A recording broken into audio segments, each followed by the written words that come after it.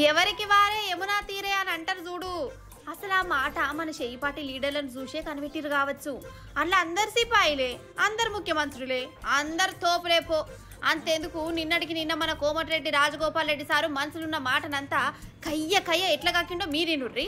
అటెన్గా ఇంకోసారి వారి ముచ్చట కూడా చెప్తా. కానీ చిన్న కోమటిరెడ్డి సారు ఇక గాకు నా విషయంలో కొందరు నాయకులు ఇక చెప్తే బాగుండదు, దుర్మార్గంగా జానారెడ్డి గారు కూడా మహాభారతంలో ధృతరాష్ట్రుడి పాత్ర పోషిస్తుంటారు. నాకైతే బాధ అనిపిస్తుంది. నాలాంటి వ్యక్తికి అడ్డం తగులుతుంటే ఇక నేనేం చెప్పాలో నాకు అర్థమైతలేదు. ఇన్నవా చేయిపాటి పెద్దలు జానారెడ్డి సారు ధృతరాష్ట్రుడు అసంటోడట. ఆయన చేయబట్టే ఈయనకు మంత్రి పదవి రాలేదట. ఈసారి అచ్చుడే కావాలి, లేకుంటే మంచిగుండది అంటుండు. ఇక ఇప్పుడు మంచిర్యాల ఎమ్మెల్యే ప్రేమ్ సాగర్ సార్ వారి బాధ గుణినాలే. నా ఆదివాసులు, నా దళితులు, నా మైనారిటీ సోదరులు గొంతులేని వాళ్ళ గొంతునే ఉన్నా కాబట్టి ఖచ్చితంగా వాళ్ళందరి గొంతుకనే ఉన్నా.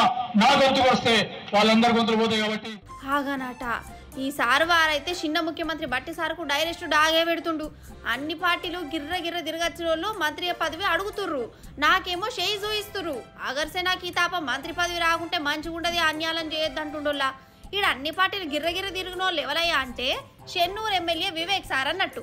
ఇక ఇంకో దిక్కు మన దావఖాన్ల మంత్రి దామోదర రాజనరసింహ సార్ది ఇంకో బాధ. అసలు కాంగ్రెస్ పార్టీలో ఉత్తర తెలంగాణ లీడర్లదే రాజ్యం నడుతుంది. ఈ దక్షిణ తెలంగాణ వాళ్ళని దివానాగాలం అనుకుంటురా. వాళ్ళే హెలికాప్టర్లు ఎక్కుతారు, హెలికాప్టర్లు కొంటారు. నేను ఒక్క హెలికాప్టర్ కూడా కొనలే.